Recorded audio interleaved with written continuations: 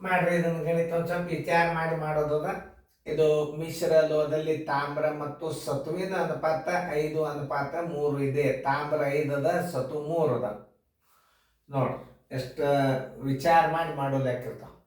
ಇಂಥ ಈ ನಿಮಗೆ ಅನುಪಾತ ಲೆಕ್ಕ ತಿಳಿದು ಅಂದ್ರೆ ನಿಮ್ಗೆ ಗಣಿತ ಮುಂದೆ ಯಾವ ತಡೆ ಹಿಡಿಯಂಗಿಲ್ಲ. ಎಲ್ಲ ಲೆಕ್ಕಗಳು ತಿಳಿತಾವ ನಿಮಗೆ.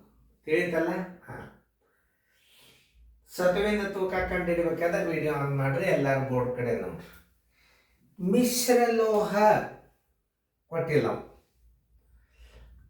5:3 ಪ್ರಮಾಣದಲ್ಲಿ ಸತುವು ಮತ್ತು ತಾಮ್ರದ ಆದ್ರೆ ಮಿಶ್ರಲೋಹ ಕೊಟ್ಟಿಲ್ಲ. ಇಲ್ಲಿ ಸಪ್ರೇಟ್ ಏನು ಕೊಟ್ಟಾನವ? ತಾಮ್ರದ ತೂಕ ಕೊಟ್ಟಾನ. ಭಾಳ ಸರಳ. ತಾಮ್ರದ ತೂಕ 30 ಗ್ರಾಮ್ ಅದ ಅಂದ್ರೆ ಅದರ ಅನುಪಾತ ಎಷ್ಟದ? 3 ಅದ. ತಾಮ್ರದ ಅನುಪಾತ ತಿಳ್ಕೋಬೇಕು, ಗಣಿತಗಳನ್ನ ತಿಳ್ಕೋಬೇಕು. ನೋಡ್ರಿ, ತಾಮ್ರ ಮೊದಲ ತಾಮ್ರದ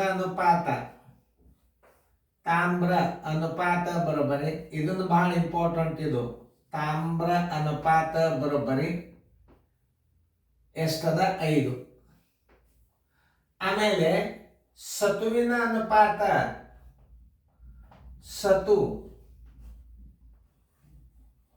ಸತುವು ಅನುಪಾತ ಬರೋಬ್ಬರಿ 3. ಇಲ್ಲಿ ಯಾವುದು ಕೊಟ್ಟಾನ ಅದನ್ನು ನೀವು ಅರ್ಥ ಮಾಡ್ಕೋಬೇಕು. ಒಂದು ಉದಾಹರಣೆ ಹೇಳ್ತಾನೆ. 3 ಗ್ರಾಮ್ ಜರ್ ಏನಾದರೂ ಸತು ಇತ್ತು ಅಂದ್ರೆ 5 ಗ್ರಾಮ್ ತಾಮ್ರ ಇರ್ತದೆ. 5 ಗ್ರಾಮ್ ತಾಮ್ರ ಇತ್ತು ಅಂತಂದ್ರೆ 3 ಗ್ರಾಮ್ ಏನಿರ್ತದ? ಸತು ಇರ್ತದೆ. ಯಾಕಿದು ಗ್ರಾಮ್ದಾಗ ಕಿಗ್ರಾಮ್ ಇದ್ದಾರೆ. 5 ಕಿಗ್ರಾಮ್ ಇತ್ತಂದ್ರೆ ಇದು 3 ಕಿಗ್ರಾಮ್ ಇರ್ತದೆ. ಇದು 3 ಕಿಗ್ರಾಮ್ ಇತ್ತು ಅಂದ್ರೆ ಸತ್ವ 5 ಕಿಗ್ರಾಮ್ ತಾಮ್ರ ಇರ್ತದ. ತಿಳ್ಕೊಳ್ಳೋದು, ಅದನ್ನು ಸರಿಯಾಗಿ ತಿಳ್ಕೋಬೇಕು. ಅನುಪಾತ ಸುಮ್ ಕೊಟ್ಟಿರಂಗಿಲ್ಲ. ಇಲ್ಲಿ ಇಲ್ಲಿ ಇಲ್ಲಿ ಒಂದ್ಸಲ ನಿಮ್ಗೆ ಇಲ್ಲಿ ಗುರ್ತಾಗಿಬಿಡ್ತು. ಮಿಶ್ರಲೋಹ ಕೇಳಿದ್ರೆ 3, 5, 8 ಮಿಶ್ರಲೋಹದ ಅಳತೆ ಎಷ್ಟು ಅಂತ ಕೇಳ್ತಿರ್ತಾನೆ.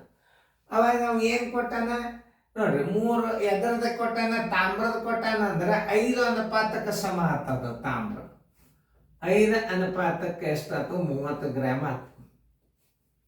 ನೋಡ್ರಿ, 50 ಗ್ರಾಮ್ ಏನು ತಾಮ್ರ, 30 ಗ್ರಾಮ್ ತಾಮ್ರದ ಅಂದ್ರೆ 5 ಗ್ರಾಮ್ ಇತ್ತು ಅಂದ್ರೆ 5 ಗ್ರಾಮ್ ತಾಮ್ರ ಇತ್ತು ಅಂದ್ರೆ 3 ಗ್ರಾಮ್ ಸತ್ತು ಇರ್ತದೆ.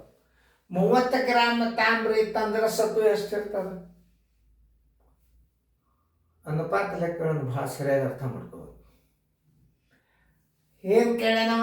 ಸತುವಿನ ತೂಕ ಎಷ್ಟು? ಸತು ಈಗ ಸದ್ಯ ನೋಡ್ರಿ, ಇದು 5 ಅನುಪಾತ ಏನದ? ತಾಮ್ರದ. ಅದ್ರ ಸಮಾನ ಹಚ್ಕೋಬೇಕು. ಯಾಕೆ ಹಚ್ಕೋಬೇಕಂತಂದ್ರೆ ಅವ ಕೊಟ್ಟದ್ದು ತಾಮ್ರದ ತೂಕ, ಇದ್ರ ಸಮ. 5 ಗ್ರಾಮ್ ತಾಮ್ರ ಇತ್ತು ಅಂದ್ರೆ 3 ಗ್ರಾಮ್ ಸತ್ತು ಇರ್ತದ. 30 ಗ್ರಾಮ್ ತಾಮ್ರ ಇತ್ತಂದ್ರೆ ಸತ್ತು ಎಷ್ಟು ಇರ್ತದ? ಸರಳಿ. ಅಕಸ್ಮಾತ್ ಮಿಶ್ರ ಲೋಹ ಎಷ್ಟು ಅಂತ ಕೇಳಿದ ಅಂದ್ರೆ ಎಸ್ 5, 3, 8 ಮಿಶ್ರ ಲೋಹ ಆಯ್ತು. 5 ಗ್ರಾಮ್ ತಾಮ್ರ ಇದ್ದಾಗ 8 ಮಿಶ್ರ ಲೋಹ ಇರ್ತದ. 30 ಗ್ರಾಮ್ ತಾಮ್ರ ಇದ್ದಾಗ ಮಿಶ್ರ ಲೋಹ ಎಷ್ಟು ಇರ್ತದೆ? ಎಲ್ಲ ಕೂಡಿಸಿ ಹೇಳ್ಬಿಡುದದ. ಒಂದು ಮೂರ್ತಿ ತಯಾರಬೇಕಾದ್ರೆ 3 ಗ್ರಾಮ ಮತ್ತು 5 ಗ್ರಾಮ್ ಸಮಾನ ಅನುಪಾತದಲ್ಲಿ 5 ಗ್ರಾಮ್ ತಾಮ್ರ ಹಾಕಿದ್ರೆ 3 ಗ್ರಾಮ್ ಸತು ಹಾಕಬೇಕು. ಅಂದ್ರೆ ಮಿಶ್ರ ಲೋಹ ತಯಾರಾಗ್ತದೆ. ಈ ಅನುಪಾತ ಲೆಕ್ಕಗಳನ್ನು ಸರಿ ನೀವು ಇದನ್ನು ಕಂಡು ಹಿಡಿಬೇಕಾಗಿದೆ. ಈಗ ಸದ್ಯ ಇದು ಕ್ವಶನ್ ಮಾರ್ಕ್ ಆತ್ ನಿಮಗೆ. ನೋಡ್ರಿ ಆಗ್ಯದ ಇಲ್ಲ. ಅವಾಗ ಹೆಂಗೆ ಹಚ್ಕೋಬೇಕಿದ? 5 ಗ್ರಾಮ್ ತಾಮ್ರ ಈಕ್ವಲ್ ಟು 3 ಗ್ರಾಮ್ ಸತು. ಮುಗೀತು, ಮೂತ್ರ ಬಂತು. ಮಿಶ್ರಲೋಹ ಕೇಳಿದ್ರೆ 8 ಮಾಡ್ಕೊರಿ. 5, 3, 8 ಮಿಶ್ರಲೋಹ ಅಂದ್ರೆ ಒಟ್ಟು ಬಂತು ಅಂದ್ರೆ 3 ನೀವು ಕೂಡಿಸೇಬೇಕಿದನ್ನು. ಈಗ ಸತು ಕೇಳಿದ್ರೆ ಸತು ಅಷ್ಟೇ ಹಚ್ಚರಿ. ಮಿಶ್ರಲೋಹ ಕೇಳಿದ್ದಂದ್ರೆ ಮಿಶ್ರಲೋಹ ಎಷ್ಟು? 8. 5 ಗ್ರಾಮ್ ಇದ್ದಾಗ 8 ಗ್ರಾಮ್ ಮಿಶ್ರಲೋಹ ಇರ್ತದ. 30 ಗ್ರಾಮ್ ಇದ್ದಾಗ ಮಿಶ್ರ ಲೋಹ ಎಷ್ಟು ಇರ್ತದ? ಅದು ಪ್ರಶ್ನೆಯನ್ನು ಹೆಂಗೆ ಕೇಳ್ತಾನ ಅದು ಬಹಳ ಇಂಪಾರ್ಟೆಂಟ್. ಮಿಶ್ರಲೋಹ ಕೇಳಿದ್ರೆ 5:3 ಕೂಡಿಸೇ ಬಿಡ್ರಿ ನೀವು.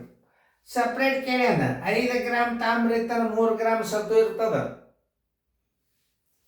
30 ಗ್ರಾಮ್ ತಾಮ್ರ ಇದ್ದಾಗ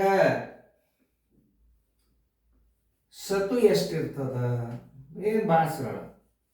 30 ಗುಂಡ್ಲೆ 3 ಸರ್ವಾಸ್ ಬಾಗಲೆ 5.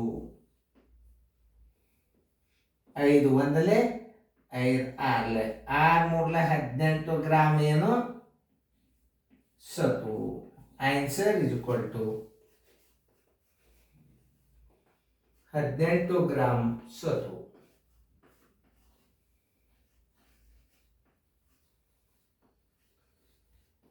ಮಿಶ್ರಲು ಎಷ್ಟು ಅಂತ ಕೇಳಿದ್ರೆ 30 ಗ್ರಾಮ್ ಒಂದು 18 ಗ್ರಾಮ್ ಒಂದು ಕೂಡಿಸ್ಬಿಟ್ರೆ ಮಿಶ್ರಲು ಆಗಿಬಿಡ್ತು. ತಾಮ್ರ ಎಷ್ಟು ಹೆಚ್ಚಾಯ್ತು ಅಂದ್ರೆ 30ರಾಗ 18 ಕಳೀರಿ ಅಷ್ಟು ಹೆಚ್ಚಾಯ್ತು. ಎಷ್ಟು ಕಡಿಮೆ ಆತ? 30ರಾಗ 18 ಕಳೀರಿ ಅಷ್ಟು ಕಡಿಮೆ ಆತ. ಕಡಿಮೆ ಆತ್ ಹೆಚ್ಚಾಯ್ತು ಒಟ್ಟು ಎಷ್ಟು ಮಿಶ್ರಲೋಹ? ಈ 3 ಸಂಗತಿಗಳನ್ನು ಅರ್ಥ ಮಾಡ್ಕೋಬೇಕು ನೀವು. ಮಿಶ್ರಲೋಹ ಕೇಳಿದ್ರೆ 5 ಅನುಪಾತ 3 ಕೂಡಿಸ್ರಿ. ತಾಮ್ರ ಕೇಳನ ಸತು, ತಾಮ್ರ ಕೊಟ್ಟಾನ ಸತು ಕೇಳ್ತಾನ, ಸತು ಕೊಟ್ಟಾನ ತಾಮ್ರ ಕೇಳ್ತಾನ. ಯಾವುದೇ ಒಂದು ಕೊಟ್ಟ ಒಂದು ಮಿಶ್ರಲೋಹ ಕೇಳಿದಾರೆ ಕೂಡಿಸ್ಕೊಬಾರ್ದು ನೀವು. ಒಟ್ಟು ಹಣ ಕೇಳಿದ್ರೆ ಕೂಡಿಸ್ರಿ, ಒಟ್ಟು ಜನಸಂಖ್ಯೆ ಕೇಳಿದ್ರೆ ಅನುಪಾತದಾಗ ಕೂಡಿಸ್ರಿ, ಒಟ್ಟು ಗುಣಗಳು ಕೇಳಿದ್ರೆ ಕೂಡಿಸ್ರಿ. ಆಮೇಲೆ ಸಂಬಳ ಎಷ್ಟು ಕೂಡಿಸ್ರಿ, ಖರ್ಚು ಎಷ್ಟು ಮೈನಸ್.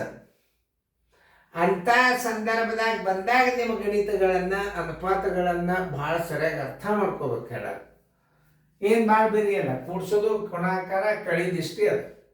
ತಾಮ್ರದ ಅನುಪಾತ 5 ಇತ್ತು ಅಂದ್ರೆ ಸತುವಿನ ಅನುಪಾತ 3 ಇರ್ತದೆ. 5 ಗ್ರಾಮ್ ತಾಮ್ರ ಇದ್ದಾಗ 3 ಗ್ರಾಮ್ ಸತು ಇರ್ತದೆ. 30 ಗ್ರಾಮ್ ತಾಮ್ರ ಇದ್ದಾಗ ಸತು ಎಷ್ಟಿರ್ತದ? ಇಷ್ಟೇ.